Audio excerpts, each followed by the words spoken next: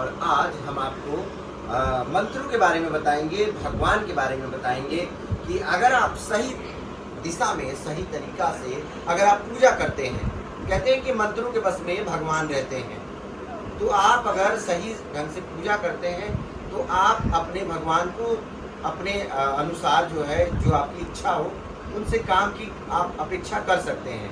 लेकिन उसके लिए हमें हर जगह, आप चाहे शिक्षा में जाएं, आपको गुरु की आवश्यकता पड़ती है, आप किसी भी मार्ग में जाएं तो गुरु की आवश्यकता पड़ती है। अब भगवान तक हम कैसे पहुँचे और भगवान हम तक कैसे जुड़ेंगे, इसके लिए हमारे साथ बात करने के लिए गुरु जी बैठे हैं और गुरु जी से जानेंगे क्या महत्व होता है मंत्रों का।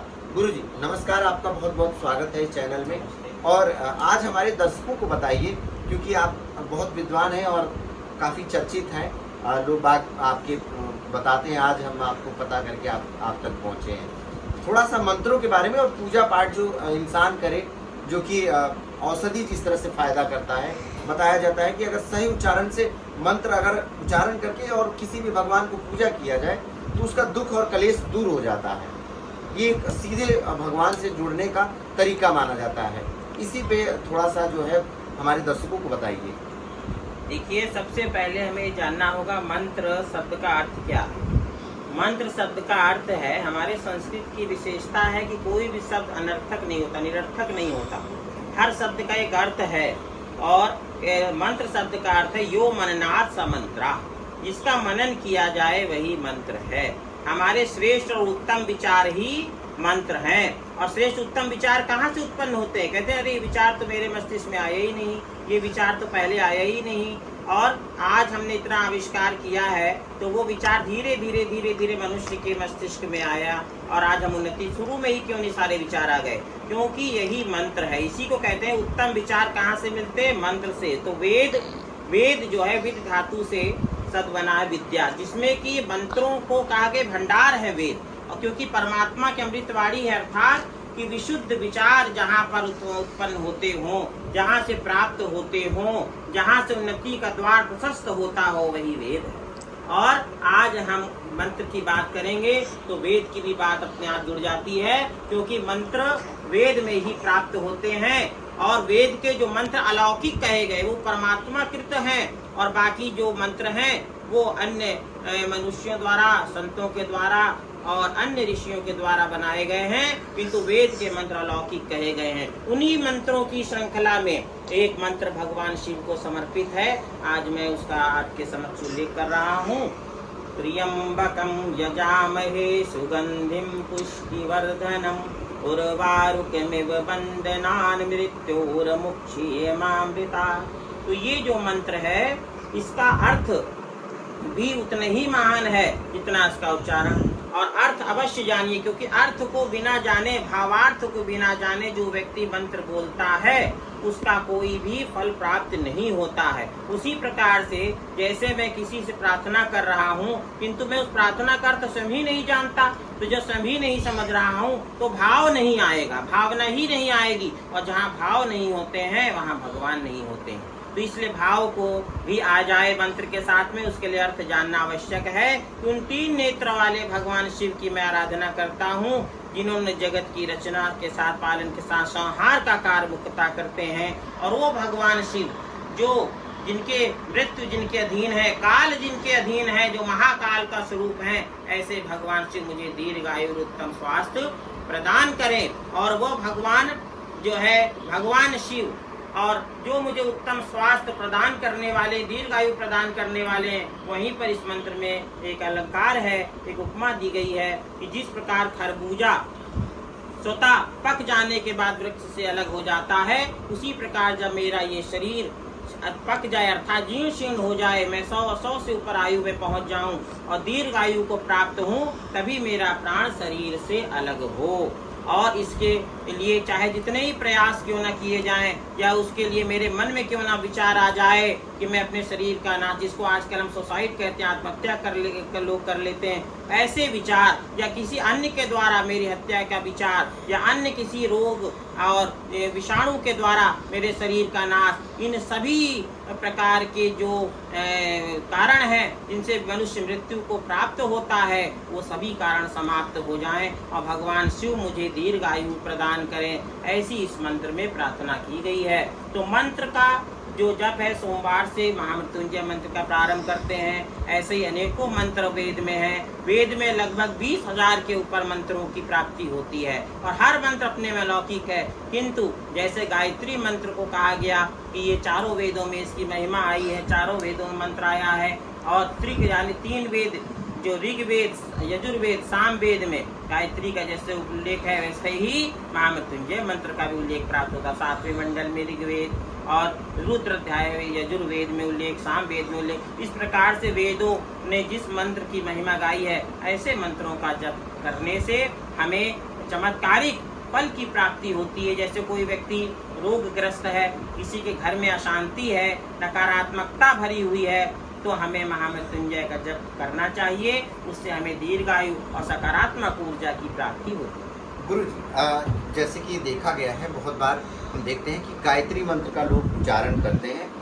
हालांकि आपकी बहुत अच्छी बात लगी कि लोग मंत्र तो उच्चारण करते हैं, लेकिन वो भावार्थ जो आपने कह रहा है कि वो उनका अर्थ नहीं मालूम है और वो व्यर्थ रहेगा। जब हमें मालूम ही नहीं है कि प्रार्थना हम किस विषय के लिए कर रहे हैं और वो मंत्र किसके लिए है, तब तक वो सही नहीं रहेगा।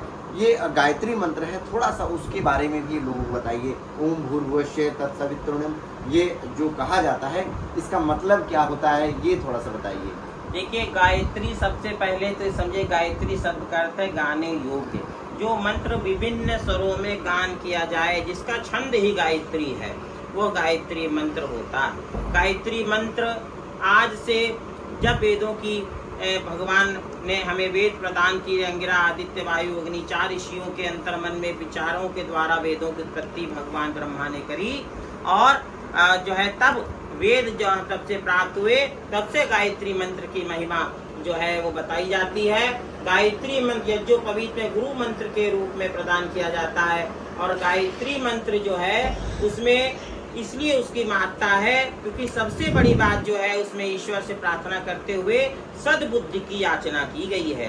और कहते हैं बुद्धि, हे प्रभु मुझे बुद्धि दीजिए। और बुद्धि कुबुद्धि भी होती है। अगर किसी व्यक्ति की बुद्धि बहुत तीव्र हो और वो व्यक्ति जो है अगर कुबुद्धि उसकी हो जाए, सदमार्गी ना हो, तो कहते हैं शातिर अपराधी। शातिर अपराधी, अपराधी तो है किंतु शातिर मतलब बहुत बुद्धि वाला अपराधी है और ये वाइट कॉलर क्रिमिनल बन जाएगा। अर्थात कि मतलब उसकी बुद्धि कुमार्ग में ओसामा बिन लादेन बन जाएगा, आतंकवादी बन जाएगा, बड़ा गैंग बना लेगा जो विश्व के लिए खतरा। तो कहते हैं कुबुद्धि जो है संपूर्ण विश्व के लिए खतरनाक होती है। उससे अच्छा बुद्धि ना हो वो व्यक्ति वो ज्यादा अच्छा है। और इसीलिए इस मंत्र में सद्बुद्धि, सद्बुद्धि हमें क्या बनाती है? हमें स्वामी विवेकानंद बनाती, महर्षि दयानंद बनाती है, बड़े बड़े वैज्ञानिक बनाती है। और हमें राष्ट्रपति जैसे हमारे हुए अब्दुल कलाम जी, उनकी जो है ऐसी बुद्धि जो हमें सद्मार्ग दिखाती है। जो है वो भगवत गीता के बहुत बड़े समर्थक थे, भगवत गीता का पाठ करते थे अब्दुल कलाम जी, और देखिए भारत के राष्ट्रपति बने। तो इस प्रकार से सद्बुद्धि ही हमें सद्मार्ग की ओर प्रेरित करती है। और सनातन धर्म में हमारे इसीलिए गायत्री मंत्र को सर्वश्रेष्ठ माना गया। वेद में आपको मैं बताऊं अनेकों मंत्र आए। देखिए एक मंत्र मैं उल्लेख कर रहा हूं, आपको समझ में आ जाएगा। ओम विस्तुता मया वरदा वेद माता प्रचोदयन्ताम पावमानी दुजानाम आयु प्राणम प्रजाम पशुम कीर्तिम द्रविड़म ब्रह्म वर्चसम मह्यम दत्वा व्रजत ब्रह्मलोकम। अब ये देखिए अथर्ववेद में मंत्र भी आया और इस मंत्र में कहा गया कि ये हे माता, कौन माता? जो हमारी वेद माता है, जो वेदों की माता है। हे वेद, वेदों को भगवान भी कहा गया है और माता भी माना गया है। वेद में दोनों लिंग प्राप्त होते हैं। तो कभी वेद भगवान कहते हैं, कभी वेद माता कहते हैं। इस मंत्र में वेद माता के रूप में स्तुति की गई। कहा गया कि आप द्विज हमें दूसरा जन्म प्रदान करने वाली, परम पवित्र बनाने वाली हैं। और जो वेदों की शरण में जाता है उसको आयु प्राण शक्ति उसकी स्वास्थ्य वर्धक हो जाती, स्वास्थ्य उसका बढ़ जाता। आयु प्राणम प्रजाम पशु, धन, पशु, कीर्ति, तो स्वास्थ्य और जिसको कहते नहीं कि नेम फेम, वो सब कुछ प्राप्त उसको हो जाता है। और धन, ब्रह्म व ब्रह्म का तेज, अंत में ब्रह्मलोक की प्राप्ति। इस मंत्र का जो मैंने अभी पाठ किया, इसको आपने बहुत कम सुना होगा, और इसमें 7 वरों की जो है प्रार्थना की गई है। फिर भी हमारे ऋषि मुनियों ने इस मंत्र को सर्वश्रेष्ठ मंत्र की संज्ञा नहीं दिया, गायत्री मंत्र को दिया। उसमें केवल सद्बुद्धि की याचना की गई है, अन्य किसी पदार्थ का उल्लेख नहीं है। किंतु फिर भी क्यों गायत्री मंत्र को श्रेष्ठ माना गया? ऐसे ऐसे मंत्र हैं जिनमें हाथी, घोड़े, धन, स्वर्ण और उत्तम संतान सब कुछ मांगा गया, किंतु वेदों में उन मंत्रों को प्रमुखता न देकर गायत्री मंत्र को सर्वश्रेष्ठ मान लिया गया। ऐसा क्यों? क्योंकि गायत्री मंत्र में सद्बुद्धि की याचना, क्योंकि संसार में सारे पदार्थ पहले से ही हैं। जिसको सद्बुद्धि प्राप्त हो जाए तो वो व्यक्ति स्वयं ही उन पदार्थों की प्राप्ति कर सकता है। और सद्बुद्धि, और फिर मैं बताऊंगा कुबुद्धि, 2 बुद्धि होती है। आप सोचेंगे कुबुद्धि से भी आप पदार्थों की प्राप्ति कर सकते हैं, किंतु वो पदार्थ जो आपको कुबुद्धि से प्राप्त होंगे, जैसे एक डाकू होता है, एक आतंकवादी होता है, वो बंदूक के बल पर जो है सारे धन, वैभव, घर, मकान सब प्राप्त कर सकता है, किसी से भी जबरन लिखवा सकता है, किंतु वो अधिक समय सुखदायी नहीं होता। थोड़े ही समय बाद पुलिस के द्वारा, आर्मी के द्वारा मारा जाता है, तो भोग भी नहीं कर पाता है। किंतु जो सद्बुद्धि से प्राप्त करता है, अच्छे स्थान को, पद को प्राप्त होकर, अच्छे धन को धनवान होकर, अच्छा बिजनेसमैन बनकर, एक ईमानदारी से जो धन की प्राप्ति होती है, वही धन हमें सुख पूर्वक जीवन यापन करने। जैसे जो व्यक्ति इनकम टैक्स देता है, आप देखते हैं वो उसको जो धन भले ही 70% बचे उसके पास, किंतु जीवन भर सुख पूर्वक उसका भोग करता। जो व्यक्ति इनकम टैक्स बचाने के चक्कर में धन एकत्रित, ब्लैक मनी इकट्ठा करता है, एक बार में इनकम टैक्स का छापा पड़ता है, और हम प्राय न्यूज चैनल पे देखते रहते हैं कि आज इतना करोड़ों का धन प्राप्त हो गया, उतना करोड़ों का, वो जिंदगी भर जोड़ जोड़ के रखता और एक ही बार में सारा धन चला जाता, उसका भोग नहीं कर पाता। तो इसलिए कहते हैं धन के 3 प्रयोग, दान, भोग और फिर अंत में नाश। जो व्यक्ति दान नहीं करता, दूसरा मध्यम सुख क्या है, भोग भी नहीं प्राप्त करता, अंत में फिर उस धन का नाश हो जाता है। तो इस प्रकार से इस महिमा को जो व्यक्ति समझता है, तो इस सद ज्ञान को, आज हमारे संसार में ज्ञान बहुत है, आप गूगल करते हैं, देखिए वहाँ ज्ञान की प्राप्ति होती है, किंतु दोनों प्रकार के ज्ञान मिलते हैं। जैसे अच्छा ज्ञान भी मिलता है, बुरा ज्ञान भी मिलता है। वहाँ पर जैसे मैंने सद्बुद्धि कुबुद्धि बताई, वैसे ज्ञान अज्ञान दोनों है। आप इसका नहीं समझ सकते हैं कि कहाँ पर किस वेबसाइट पे अच्छी बात है, कहाँ पे उसी टॉपिक पे गलत बात है या मिथ्या बात कही जा रही है। उस वही चीज विवेक, उसी को विवेक कहते हैं। सद ज्ञान की प्राप्ति होना, आज हमें उसी के ज्ञान का विस्फोट तो संसार में हम कहते हो गया, नॉलेज का हो गया, मगर कौन सा ज्ञान सही है, कौन सा ज्ञान अभी ये बताना शेष रह गया है। किस मार्ग पर चलना उचित है, किस मार्ग पर चलना उचित नहीं है, और जिस मार्ग पर चलना उचित नहीं है, क्यों नहीं है, ये बताना आवश्यक है। और जो ये बताए वही सद्गुरु है। और यही आपके प्रश्न का उत्तर। बहुत बढ़िया, बहुत बढ़िया, बहुत उत्तम विचार गुरु जी के। और इसीलिए कहा गया है जीवन में गुरु का होना बहुत ही जरूरी है, जो कि आपके जो मार्गदर्शन करते हैं। देखिए, अगर हम पूजा करते हैं, बिल्कुल सही गुरु जी ने कहा है, अगर हम पूजा पाठ करते हैं तो अपने आप आपके पास जो है उत्तम विचार आपके हृदय से और दिल से आता है। तो यानी कि जो बुद्धि और बुद्धि की जो बात हो रही है, उत्तम विचार अगर आएगा तो आप देश और प्रदेश और सब मानव के लिए आप कल्याणकारी रहेंगे। अगर वही गलत विचार आएगा तो आप गलत धाराओं में जाएंगे और अपने आप को तो नाश करेंगे, आपके चक्कर में और भी लोगों का नाश होगा। गुरु जी ने जिस तरह से बताया, तो सभी लोगों को उत्तम विचार के लिए भगवान के शरण में, वेदों के शरण में रहना चाहिए, और हमें इसका तभी इस जीवन का लाभ मिल पाएगा। और इस जीवन के माध्यम से ईश्वर ने इंसान को इसीलिए बनाया है कि अपना तो रक्षा करे, दूसरों का भी रक्षा करे। इस जीवन का मार्गदर्शन अगर ईश्वर के माध्यम से अगर होता है तो हम अपनी रक्षा करते करते इस संसार का भी कहीं ना कहीं भला करेंगे। कैमरा पर्सन अनिल के साथ राजन सिंह, जगह 24/7 न्यूज।